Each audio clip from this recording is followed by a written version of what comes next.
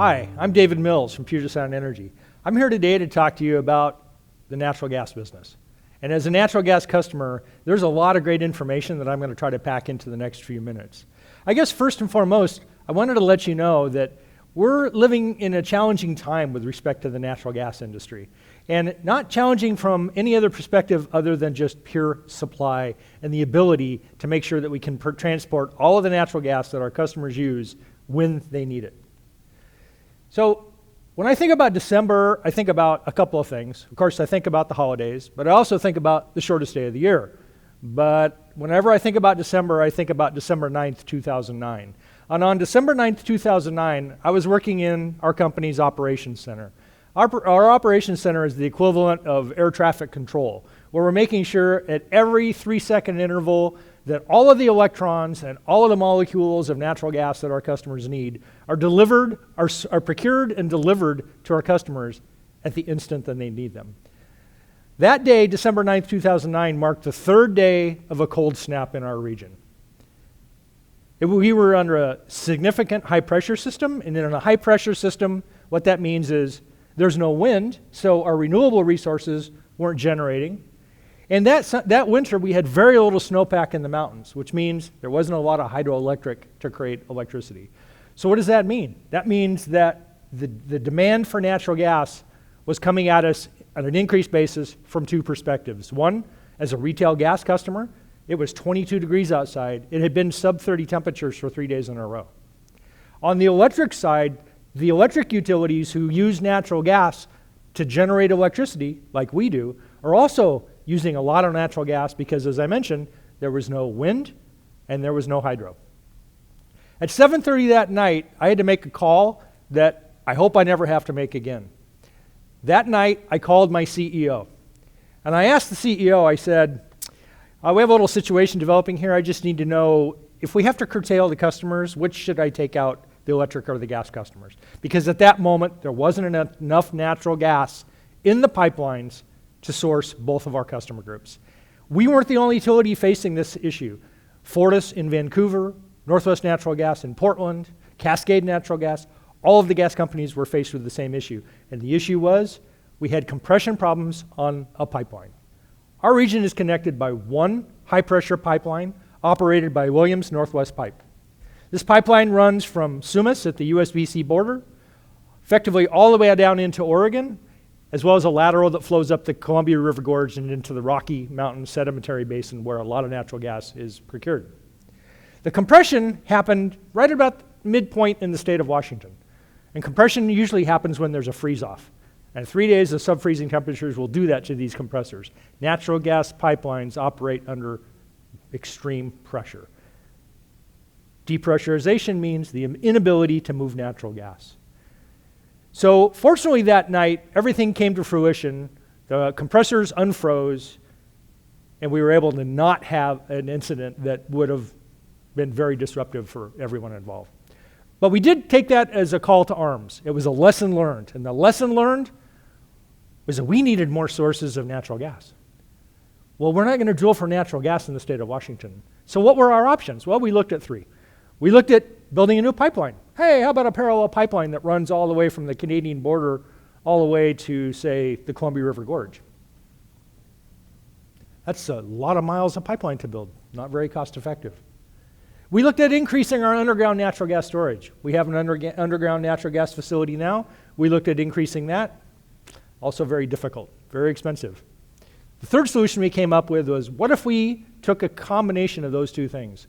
And what if we put a storage facility in an area where it could benefit our entire natural gas and our power book for generation? That today is our LNG facility that currently is construction at the Port of Tacoma. This is a dual fuel facility. So first I want to talk about the reliability benefits. As I mentioned, if this project had been up and running in December 9th, 2009, I wouldn't have had to make that call.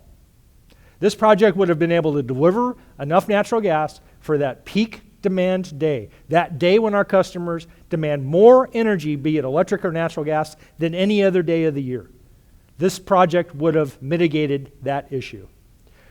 So what does this project do? Well, it intakes natural gas and it liquefies it into a liquid state. roughly 300 degrees, negative 300 degrees Fahrenheit below. Turns it into a liquid. This facility will store that liquid, then has the ability to regasify it and re-inject it back into the system. And that's the part that would have mitigated the risk on reliability. This project also has a dual benefit in the sense that this project is also the anchor tenant for this project is maritime. Tote Maritime out of Tacoma, Washington, has signed an agreement with PSE that we are their sole provider of liquefied natural gas for their 2 cargo ships that make biweekly runs between Seattle and Anchorage. A huge, huge chain, a huge highway of goods and commerce flowing between those 2 areas, as well as the jobs at both ends of those. What's in it for the Port of Tacoma? Well, the Port of Tacoma, relative to those ships using dirty diesel bunker fuel and converting to LNG, the Port of Tacoma and the Tacoma environment will realize an 85% reduction in particulate matter. Even the Puget Sound Clean Air Agency years ago identified the Port of Tacoma as particulate matter as one of the top environmental issues that they wanted to attend to. This project will remove 85% relative to doing nothing by converting to the LNG for those 2 ships. It also reduces greenhouse gas emissions by 15%. That simple conversion of 2 ships to LNG. Think of the future opportunities with additional cargo ships, cruise ships. The opportunities are out there for PSE to make an investment in decarbonizing transportation, but at the same time, as in this case, ensuring reliability for our gas customers. Let's talk about the values of natural gas. I mean, and you're well aware of the values of natural gas. You use it for heating, cooking, industrial process, water heating, washing clothes. But natural gas is also extremely important to help us integrate additional renewable resources.